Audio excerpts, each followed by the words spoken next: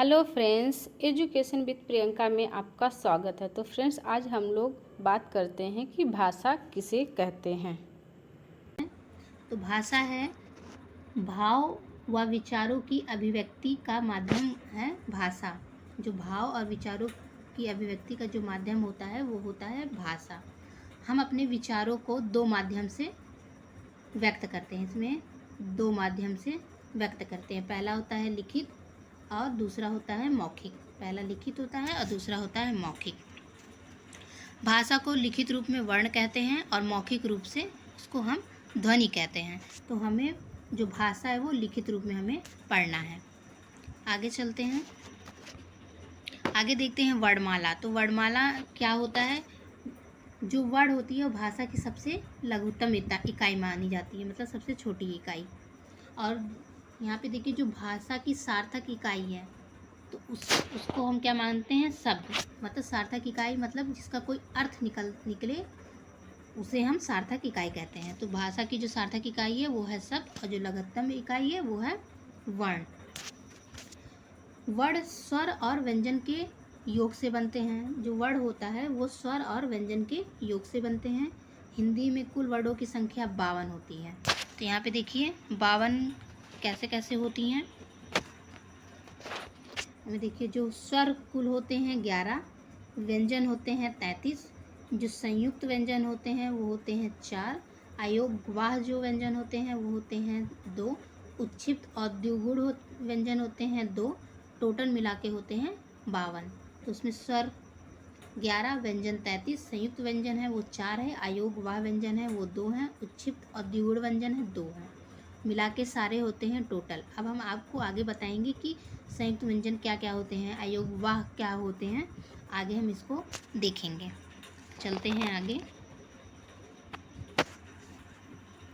यहाँ पे देखिए वर्ण के भेद की भेद कितने होते हैं। तो वर्ण के मुख्यतः दो भेद होते हैं, एक होता है स्वर और एक होता है व्यंजन। तो यहाँ जानते हैं कि स्वर किसे कहते हैं? जिन ध्वनियों का प्रयोग स्वतंत्र रूप से किया जाता है उसे हम स्वर कहते हैं, अथवा जिन ध्वनियों के उच्चारण में किसी अन्य ध्वनि की आवश्यकता नहीं होती उसे हम स्वर कहते हैं। जिसका हम स्वतंत्र रूप से प्रयोग करते हैं उसे हम स्वर कहते हैं। और जिन ध्वनियों में उच्चारण में किसी अन्य ध्वनि की आवश्यकता पड़ जाती है उसे हम स्वर कहते हैं। तो देखिए स्वर क्या क्या है? छोटा, बड़ा, छोटी, बड़ी, छोटा ऊ, बड़ा ऊ, री, ए, ऐ,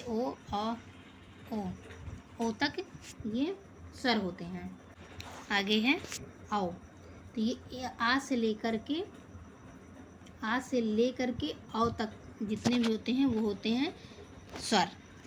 चलते हैं आगे।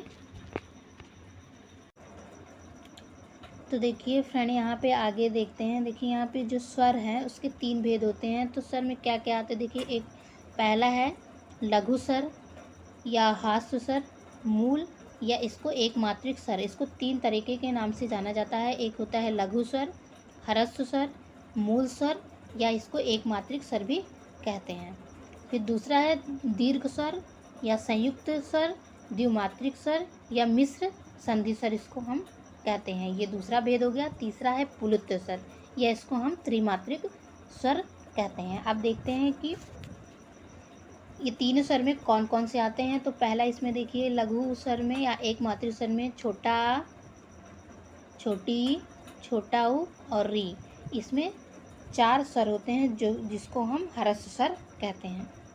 अगला है इसमें द्विमात्रिक स्वर या इसको हम इसमें 2 प्रकार का होता है। एक सममात्रिक होता है स्वर, एक विषम मात्रिक स्वर होता है।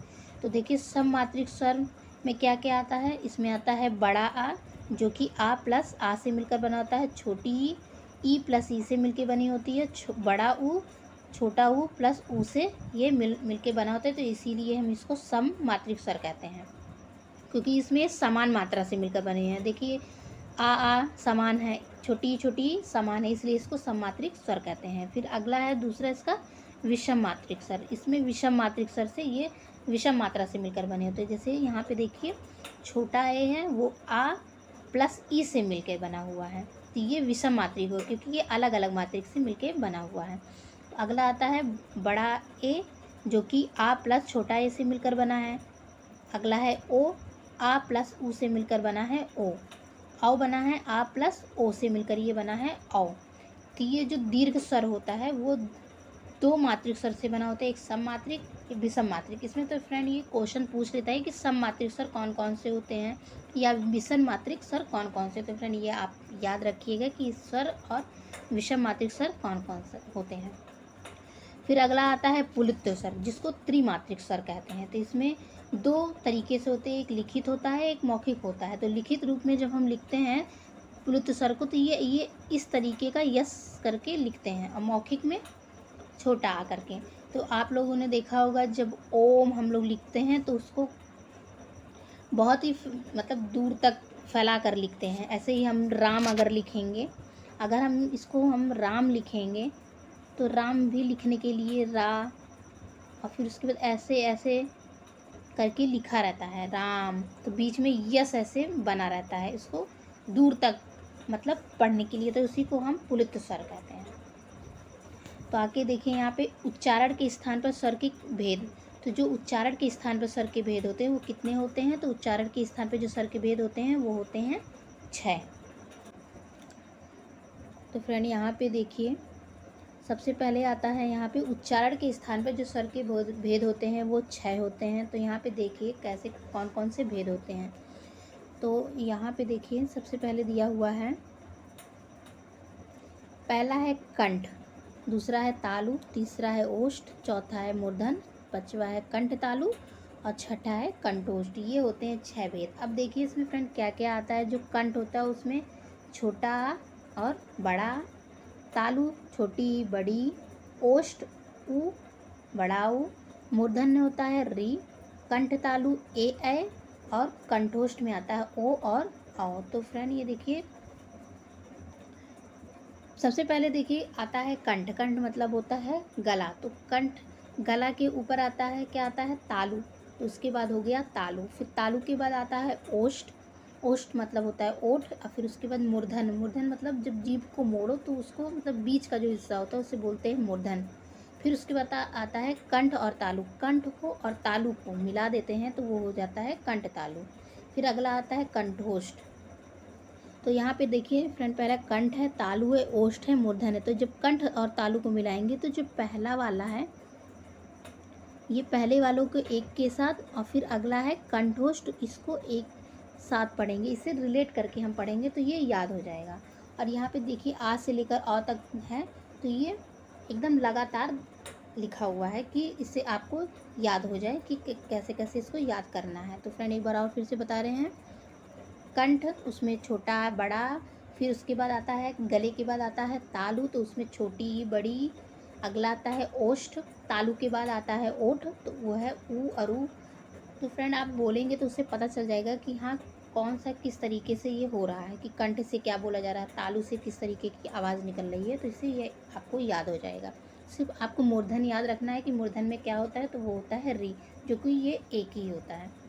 अगला है कंठ तालु ए है, कंठोष्ठ है ओ और औ। फ्रेंड चलिए आगे चलते हैं। तो आगे देखते हैं, पहले जो हम आपको बताए थे वो उच्चारण के स्थान के आधार पर स्वर के भेद थे, और यहाँ पर हम आपको बताएंगे उच्चारण प्रयत्न के आधार पर स्वर के कितने भेद होते हैं। तो वो होते हैं 4। प्रयत्न करना मतलब उसको बोलने में थोड़ा प्रयत्न करना पड़ता है, इसलिए उच्चारण प्रयत्न के आधार पर स्वर के भेद कितने होते हैं, वो होते हैं 4। तो इसमें देखिए देखते हैं कौन कौन से। एक होता है विवृत, दूसरा होता है संवृत, तीसरा होता है अर्ध विवृत और चौथा होता है अर्ध संवृत। तो इसमें क्या क्या आता है, तो विवृत जो होता है वो उसमें आता है बड़ा आ। तो इसको हम अगर मतलब समझने के लिए देखें तो मुख द्वार पूरा खुला रहता है, मतलब ओपन रहता है। जब विवृत का आएगा तो बड़ा आ आप बोलोगे तो पूरा मुख खुल जाता है, इसलिए उसको मुख द्वार पूरा खुलता है। तो उससे आप रिलेट करके पढ़ सकते हैं। तो इससे ओपन इसका मतलब होता है पूरा खुला हुआ। तो विवृत में आप देखेंगे बड़ा आया। संवृत, संवृत मतलब होता है कि मुखद्वार पूरा बंद होता है, वो होता है संवृत। जैसे आ छोटी बड़ी, छोटा ऊ बड़ा ऊ, ये होता है संवृत। अगला आता है अर्धविवृत, मतलब आधा खुला हुआ मुख, जैसे बड़ा ए और ओ, इसमें आधा मुंह खुला रहता है। ऐसे ही होता है अर्ध समृद्ध, इसमें भी आधा मुंह बंद, आधा मुंह खुला या आधा मुंह बंद, दोनों एक ही तरीके का है। तो इसमें अर्ध समृद्ध में आता है ए, छोटा ए और छोटा ओ। तो इसे हम रिलेट करके पढ़ सकते हैं कि इसमें समृद्ध विवृत में आता है बड़ा, समृद्ध में आता है छोटा, छोटी, बड़ी, छोटा ऊ, बड़ा ऊ। अर्ध विवृत में आता है ए और ओ, अर्ध समृद्ध में आता है ए और ओ। तो चलिए फ्रेंड आगे बढ़ते हैं। तो यहाँ पे देखिए जो जिह्वा है, तो यहाँ पे देखिए जिह्वा के आधार पर भी स्वर के भेद होते हैं, वो होते हैं 3 भेद। तो यहाँ पे एक पहला होता है अग्र, मध्य, पश्च, इसमें 3 भेद होते हैं। तो अग्र में क्या कहता है? छोटी, बड़ी, छोटा ए और बड़ा ए। अब मध्य में आता है छोटा आ, और पश्च में है छोटा ऊ, बड़ा ऊ, छोटा ओ और औ। तो फ्रेंड अगर आप ये मध्य का याद रखेंगे कि मध्य में क्या आता है, छोटा आ, तो उससे आपको दोनों याद हो जाएगा। छोटा आ इसमें आ जाएगा, फिर अगला पश्च याद कर लेंगे तो इसमें आ, बड़ा आ, छोटा ऊ, छोटा ऊ, बड़ा ऊ, ओ और औ आ जाएगा। और अग्र में छोटी, बड़ी, छोटा ए, बड़ा ए। तो फ्रेंड देखिए ये जितने भी हम आपको बताएं वो स्वर से रिलेटेड थे। तो आज आपका स्वर ख़त्म हो गया है। तो अगले नेक्स्ट वीडियो में हम व्यंजन से रिलेटेड हम क्वेश्चन पढ़ेंगे कि कौन कौन से होते हैं इसमें। तो फ्रेंड आपको हमारा वीडियो कैसा लगा तो प्लीज़ लाइक, कमेंट और हमारे चैनल को सब्सक्राइब करना ना भूलें। तो फ्रेंड आज के लिए बस इतना ही। Thank you friend.